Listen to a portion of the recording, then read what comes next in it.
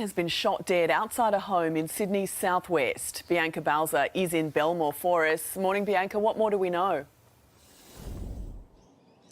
Well, the call came into 000 at about 3:50 this morning. A man in his 20s shot multiple times in the torso. Paramedics tried to save his life, but he didn't make it. Now all of Knox Street here in Belmore has been taped off. Only detectives and family members allowed in. The scenes have been incredibly emotional as relatives and friends make their way into that crime scene area.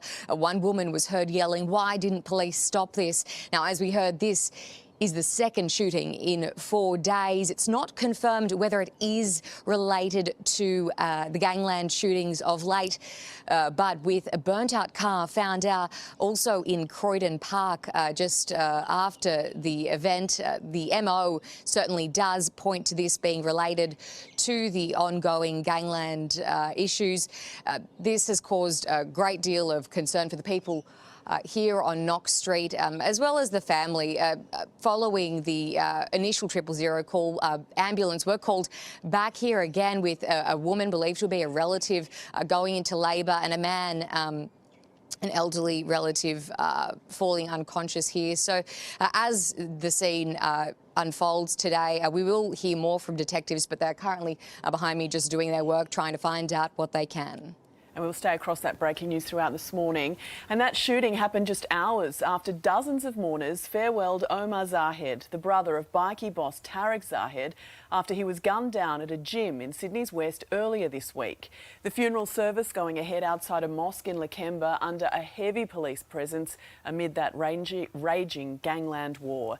Tariq Zahed, who was also caught up in Tuesday's ambush, remains in hospital in a serious condition.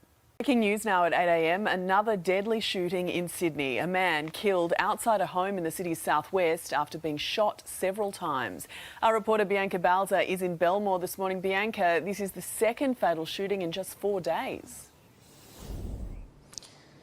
Jane, it is, and police are taking this incredibly seriously. There is a huge presence right now across Belmore. Detectives not leaving any stone unturned here on Knox Street. After a young man was shot at about 3:50 this morning in the stomach, fatally.